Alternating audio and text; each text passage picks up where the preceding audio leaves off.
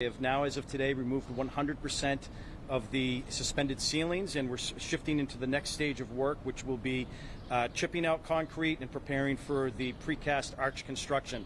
That phase will go on for the remainder of the summer. That's a big phase for us. A lot of work involved, and it's going to be something that they're going to start from the center of the tunnel and work their way out to. We're here today really, though, to reiterate to drivers and regular commuters who are returning now from the holiday last week about the impacts that this project has. With the Sumner Tunnel closed, it means that 1/3 of our main ways into the city from the North Shore is now taken out of service. That is especially impactful for people coming from East Boston, from north of the city, and from Logan Airport. MassDOT has worked really closely with our partners at the MBTA and at Massport, as well as municipalities, to make sure that people who are impacted by the tunnel closure have a lot of opportunities for getting off the road so that they're not stuck in what's expected to be very heavy congestion approaching the city. So we are providing free Blue Line. We're providing discounted and free service on the commuter rail, discounted and free service on ferry, free and discounted parking in the again throughout all of those areas, as well as a number of free buses. And you can find all of that information at both the MBTA website and at the MassDOT website for Sumner Tunnel. Again, a lot of different ways of getting around that we're trying to provide, and we're really encouraging everybody who's a regular driver to ditch the drive, get out of their car, and take advantage of one of those other services so that this remains manageable during the remainder of the summer through the end of August. For those of you who do have to be on the road, really encourage you to visit the Mass 511 website, download the app. That includes a lot of information about how to get around just in general, so you can plug in your commute, you can get specific alerts as to how things may be going for that particular day. You can plan your day, so if you have the opportunity to travel later in the day or at different days of the week, you can see which days are the best ones to travel and what times are the best to travel.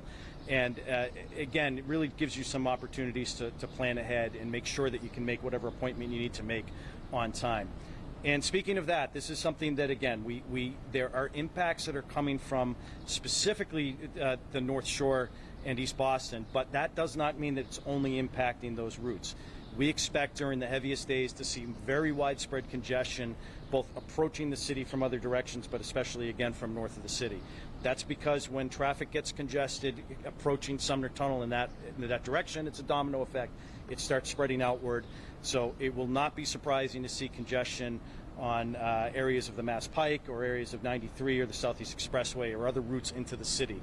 So we're really encouraging everybody, plan ahead regardless of what direction you're coming into, especially if you have a time-critical appointment. Give yourself a lot of extra time to get there if you need to catch a flight or get to a doctor's appointment or whatever. But first and foremost, again, use those other services that we're providing. We're in it for a long haul at this point. We have another 2 months of this, and we want to make it manageable for everybody.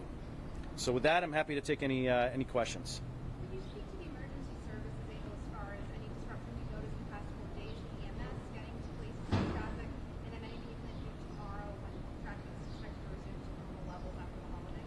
So we have done a lot of work with emergency services. We've had working groups going with first responders now for over a year, and that has ramped up over the last few months, where we've included a number of contingency planning, including desktop exercises to walk through whatever kind of issue could happen that first responders know what to do. We are also managing a command center that we opened up when the tunnel closed. That has first responders in the command center, as well as connections to those first responders who may not be in attendance there. That enables us, through the command center structure, to make decisions really quickly. That has cameras that are all over the job site as well as all over the Boston area, so we can see in real time what kind of congestion and what kind of issues are happening and make adjustments. And in the event of an emergency, we can work with people who are there on the ground, so a detail cop, for example, and have them actually stop traffic or move traffic through a certain intersection if somebody needs to get somewhere. Have you guys run any projections? What's the worst case scenario for getting from Logan to 93 North? So it's a really hard projection to make sitting here today, and one of the reasons why we wanted to highlight upcoming congestion this week is that last week was an extremely light traffic week. It was the holiday week. A lot of people were on vacation.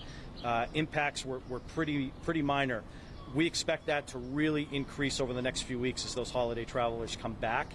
We're really encouraging everybody to leave a lot of extra time. MassDOT has encouraged people to leave as much as 2 hours extra time to get it to a flight, and depending on the time of day that you're traveling, that's probably going to be worthwhile advice. Is there anything that airport travelers can do who are flying into Logan and have no choice but to drive? It seems like they've got a buckle up to go. Yeah, leave yourself a lot of extra time. If you're choosing to drive into the airport, leave yourself that extra time and be aware that you're going to probably be in the terminal for some time. But Logan and MassDOT have done a lot of work to make sure that getting to the airport is going to be as easy as possible as well. They've added on extra buses and discounted buses for Logan Express. There's the Blue Line to get in. There's some ferry service that gets you to Logan. And when you avail yourself of those services, you can actually jump to the front of the line for security purposes too. So there's some advantages to taking those. It does seem like it's more of an issue actually leaving, though, because obviously the Sumner goes that. Leaving it's again, it's going to depend on the time of day. Right now, leaving is going to be the number one thing coming from the airport, but getting to the airport is also going to be problematic during certain times of day when there's heavier traffic. Any unexpected snags over the past few days with the construction or with traffic? Anything that you didn't expect that's happened? Not yet. This is again, it's a long project, and I'm sure there's going to be some snags that we see along the way. Construction's been very smooth. An advantage of it both being a design build contract and also having the multiple weekend shutdowns is that our contractor and our team has had the opportunity to actually really get up close to the tunnel and understand what we're getting into well ahead of time. Similarly, traffic itself, we've had the opportunity now 40 plus weekends to see how it's going to respond, and we've made some adjustments to certain signal timings and different routes in the airport itself. We've been working with MassDOT on a number of different variations of lane closures and ramp shutdowns that helps flush traffic through. So we've had a lot of prep time on this project, so we're really confident going in. I know it's only been less than a week at this point, but is everything on track to be completed by the end date, or has anything popped up that may require it to go longer? No, we don't expect anything. We haven't seen anything yet. Construction has been on time, and we don't expect anything either. The contractor has a really good plan. We worked really closely with them coming up to this point. We're confident in the plan, and we're confident we're going to hit the end date on August 31st. This question I didn't know, Dr. Schultz, people have been talking, you can obviously speak to this, you all have come up with this plan, but some wonder, couldn't you have hired 5 times more people and shut it down for 2 weeks instead of 2 months? Clearly that wasn't the best option. Speak to that, where people were wondering why this timeline. Yeah, so this is a 24/7 job. We have 150 to 200 different contractor staff in here on any given 24-hour period. So this is a tunnel. It's tightly constrained. We're putting as much resources into it as we can to get this work done.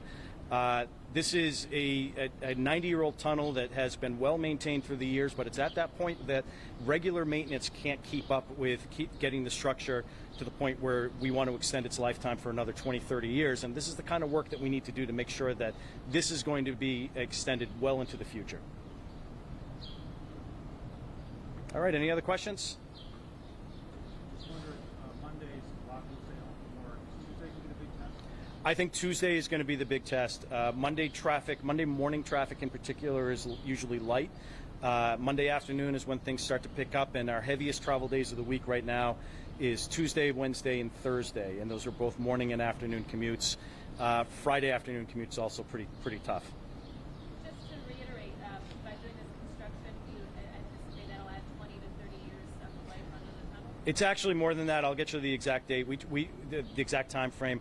We typically try to make any type of major rehab. We try to get 50 or more years out of it. So we have that metric. I misspoke earlier. Thank you. Thank you very much. All right. Thank you, everybody. Thank